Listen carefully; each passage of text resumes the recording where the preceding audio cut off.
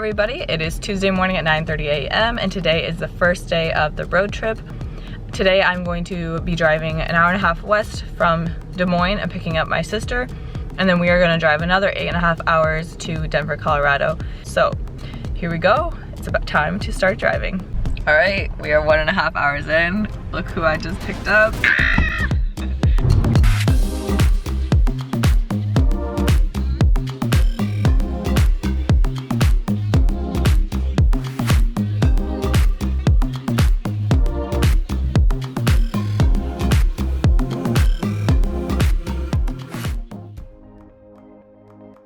So Tuesday night after the long drive, we just settled into our hotel, and then Wednesday morning we woke up bright and early and headed to one of Denver's Goodwill outlets.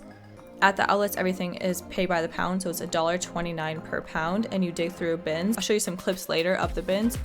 So that first morning, we got 25 pounds of clothing and shoes for $1.29 per pound. So later that afternoon, we went to a regular Goodwill. And before we left for this trip, Erin had said, I really hope that someone who watches your channel introduces themselves at some point because I want to meet people who watch your channel. So Tammy, thank you so much because you made her wish come true. Tammy introduced herself, said that she watches our channel, and we talked for a while, and she is so sweet. And thank you, Tammy, for being the first example to Erin of someone who watches my channel. As you can see, Tammy was hard at work and busy thrifting when we ran into her. We are on our way to the Kearney Goodwill bins again, and guess what? Train. We ran into another train. Yesterday we had to wait for a train. Today we have to wait for a train. But hopefully today we'll find even better stuff than yesterday. Yesterday we left a little bit early and went to a Goodwill, and then we left the Goodwill and hung out with my aunt and uncle. And so today we're gonna be at the Goodwill outlet for quite a while. So fingers crossed we find some really good stuff. So at the Goodwill outlet, what will often happen is one person will find one shoe and someone else will find the pair. And so when that happens, you do a coin flip. Whoever wins the coin flip gets the pair of shoes. So you're about to see a clip where Erin is going heads off in a coin flip against someone else for a pair of boots. Sure. Tails. That day we ran into another view of the channel. He is living the dream. He is retired and reselling for fun and for a little bit of extra money. This picture also gives you a better idea of what the bins look like at the Goodwill outlet. So you can see here there are blue bins and they are stacked full of clothing, and then you just dig through and trying to find the good stuff.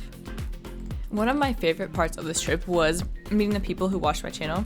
We met maybe 10 to 15 people, talked to people on Instagram who are passionate about YouTube and reselling, but rarely, if ever, am I able to do that in person.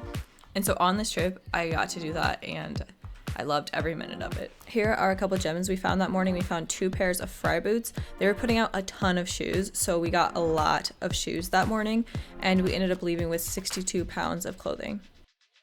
That night, we met up with Jess for dinner. Jess is a viewer of the channel, someone I've gotten to know really well over the year that I had been posting on YouTube. And I know some of you are going to tell me that that's dangerous, but she turned out exactly as I expected.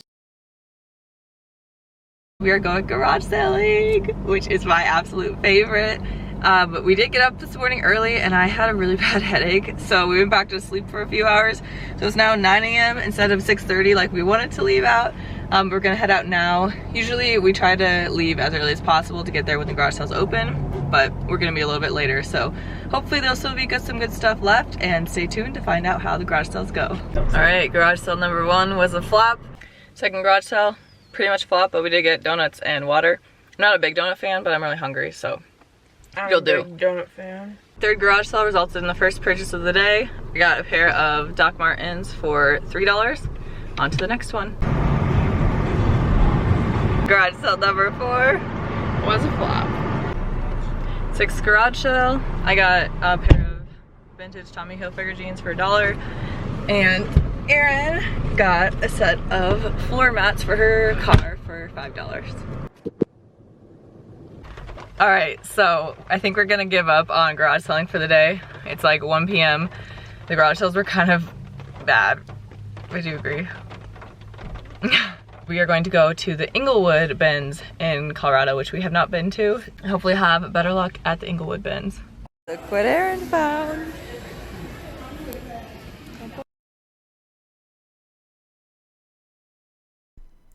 We picked up just over 100 items during our trip, and since it's been a while since we went on a trip, a lot of those things have sold. So I'm going to just highlight 12 of the items that we picked up and tell you guys what they sold for and how much we paid for them. The first item I'm going to highlight are these pair of cool shorts. The reason I'm highlighting them is because people in Denver seem to find cool all the time, and so I was on the prowl for it, and I found it at the Goodwill store.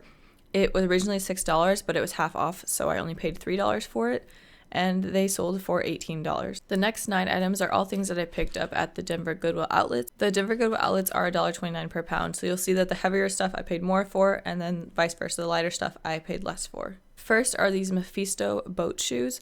I paid about $3 for them, and they sold within 2 days of listing for $75. Next are these Allen Edmonds belts. I found them in a stack at the Goodwill outlet.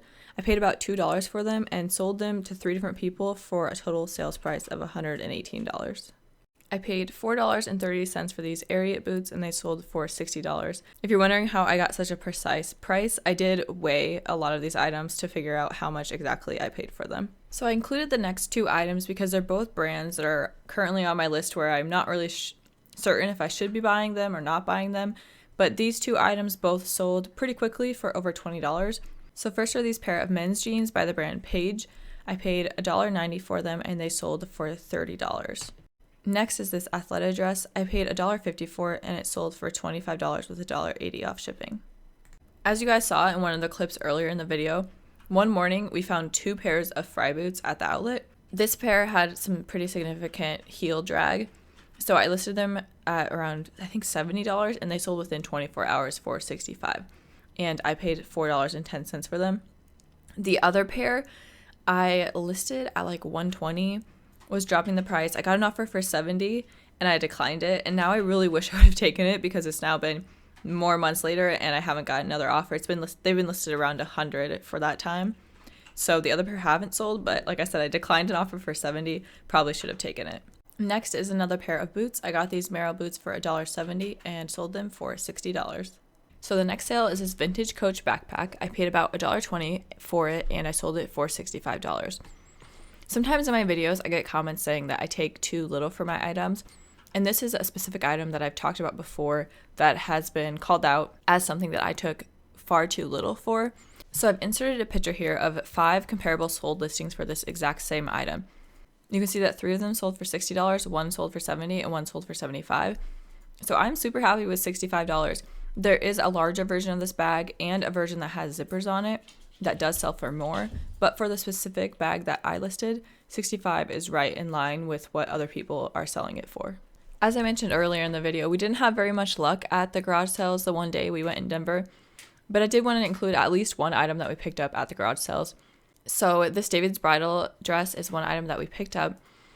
I paid $5 for it and I sold it for $24. I do want to add in a quick disclaimer here because a lot of times when I've posted about these trips that I've taken to Denver, people are like, oh, I have to go. I want to go so bad. And I just want to say, make sure you're considering the cost.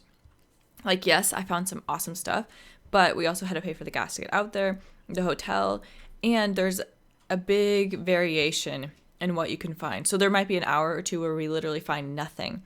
And then we had that one rollout of shoes where I got probably 30 pairs of shoes in an hour, including most of the boots I showed. So it can just vary so much. The garage sales were bad.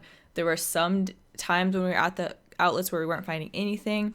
And then sometimes you would just find a stash of a bunch of good stuff. So I guess my disclaimer is just like, be cautious. Make sure you consider your fixed costs for your gas or your flight, your hotel, and a rental car if you need it.